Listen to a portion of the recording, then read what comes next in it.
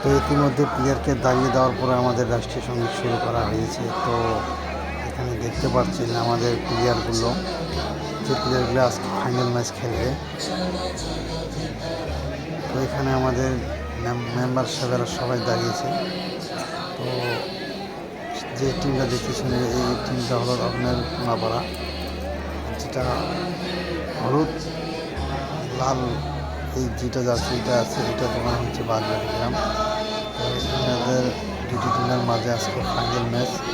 আজকে ফাইনাল খেলাটা বেশি ভালো হবে না, সেই জন্য আজকে সকালও বৃষ্টি, বিকালবেলাও বৃষ্টি, যার জন্য শীতে পানি অনেক জমিয়েছে।